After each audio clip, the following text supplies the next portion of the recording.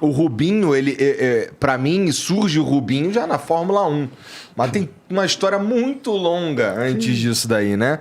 E, pô, eu li que no kart, na tua fase do kart, não tinha competição. Era isso mesmo? Assim, era ridículo? Tu ganhava todo mundo, acabou? Não era assim. Na verdade, eu acho que é mais fácil perguntar... Não que... Eu não gosto de passar qualquer coisa que soa com o narizinho empinado, Entendi. Eu tive um sucessaço, assim, no kart, com toda a ajuda que meu pai sempre teve. Eu fui o primeiro pentacampeão brasileiro de kart, então isso foi o que foi me jogando para frente. A minha história é muito legal. Eu não conto ela toda porque eu tenho muita vontade de escrever o livro. Aí todo mundo me fala, pô, e aí, você não vai escrever? Escreve logo. Não adianta não contar e não escrever, né, Rubinho? Então, mas, por exemplo, tem uma parcial que eu sempre conto dentro da minha palestra. A minha palestra chama Melhor a Cada Volta. Melhor a Cada Volta significa eu lá no meu negócio correndo cada hora mais rápido. Muito legal isso. E melhor a cada volta significa o renascer de todo dia. Porque você quer ser cada hora melhor, cada hora que você acorda. Né? É um renascer. Então, o meu pai não tinha grana nenhuma depois do kart para comprar um Fórmula Ford. E apareceu um Ford naquela parte de anúncios. Um carro que estava escrito assim, bateu 2 vezes, mas ainda anda. E foi esse o meu carro inicial de Fórmula Ford que eu fui treinar 2 vezes ainda naquele circuito de Interlagos velho. 8 quilômetros. Para mim, eu tenho o orgulho de ter andado naquele circuito velho, que era aquela coisa toda famosa. E você tem esse carro? Onde é que tem esse carro? Não. Esse carro, acho que ele existe em algum lugar. Nossa, Rubinho. Mas é que já me mandaram 3 ou 4 fotos, aí você já não sabe qual que é o verdadeiro. Entendi. Mas aí o que acontece? Quando chegou no final do ano de 88, você tinha 3 anos, que eu tenho uma boa memória, o carro, a Ford chegou e falou assim, nós queremos colocar esse carro em exposição na última etapa do campeonato fora de São Paulo, e a gente paga o aluguel e te dá a pintura. Nossa. Então, os donos de material de construção tava chique. Mas por que o teu carro? Não, porque era um carro que não estava correndo. Era um carro que eu tinha treinado 2 vezes e queriam só um carro para exposição. Tá. E aí, esse carro caiu do caminhão na viagem. Deus, cara. Deu PT. E aí, eu ganhei um carro 0 quilômetros, que foi o que eu ganhei, a minha primeiríssima corrida de Fórmula Ford. Então, você vê, eu sempre fui muito abençoado. Né? Quando alguém falava assim, esse cara não tem sorte, não sei o quê, não sabe metade da história, né? Assim, é uma história contagiante, porque muita coisa você falava assim, cara, agora acho que ferrou, vai ter que parar. Puf! Tinha uma fadinha. Você acha que isso foi o start da tua vida? O start já era ali, né? Quando meu pai falava, poxa, não vai dar pra gente ir pro Brasileiro de kart. E aí ele vendeu o Fiat 147 pra gente ir. E eu choro na minha primeira corrida de Fórmula 1, quando eu subo no pódio, eu achei que eu já tinha chorado tudo. Aliás, eu escutei você falando, ele vai chorar. Eu escutei ou pelo menos foi de cabeça, assim, tá. Ele vai chorar. Mas, de qualquer forma, eu chorei tudo que eu tinha para chorar. Foi, assim, mágico ganhar aquela prova de Hockenheim. Quando eu subi no pódio, eu só lembrei do Fiat, cara. Eu tenho uma curiosidade, porque eu sou pai do Pietro, meu filho tem 13 anos de idade. Eu queria que você só recolocasse para a gente quando que você pensou na tua vida que você queria ser piloto de Fórmula 1, em que momento foi? Primeira coisa. E segunda pergunta, acompanhando essa primeira, o que o seu pai disse para você quando você falou, pai, deve ter falado isso, meu sonho é ser piloto de Fórmula 1, ser amigo do Emerson, do Piquet, do Senna. Então conta pra gente, o que o teu pai disse quando você falou que queria ter um sonho na sua vida?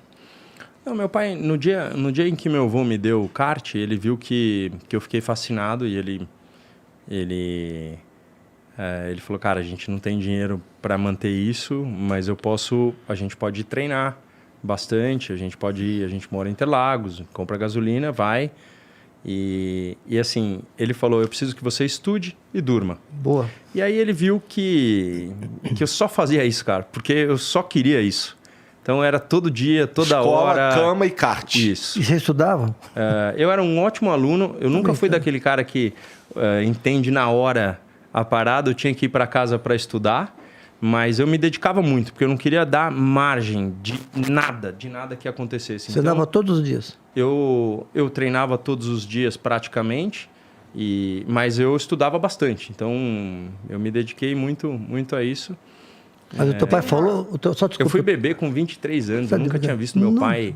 Hoje eu tô meio quase chegando no ritmo bom, mas... Só toma vinho, Petrus 82. Nada. Eu vou te falar, eu era quase uma pessoa que não... Assim, eu só queria isso. Né? E eu conto para os meus filhos que eles são super articulados. E hoje eu acho que até eles têm aquela coisa quando levam os amigos em casa, tal, que sentem vergonha, porque eu sou super articulado. Eu gosto da brincadeira, eu gosto de gente em casa, eu sou piadista, mas eu fui aquele carinha que... Pô, isso é uma parada que é comum, assim, pelo menos assim, os grandes vencedores no esporte, acho que na vida. Esses caras são sempre obstinados, cara. Nunca tem um cara que eu treinava de sacanagem, né? É muito suor para você... Assim, e eu passei uma grande fase da minha vida me perguntando, porque nunca me faltou nada, mas papai não tinha como financiar, e sempre foi de amigo, realmente sempre foi isso.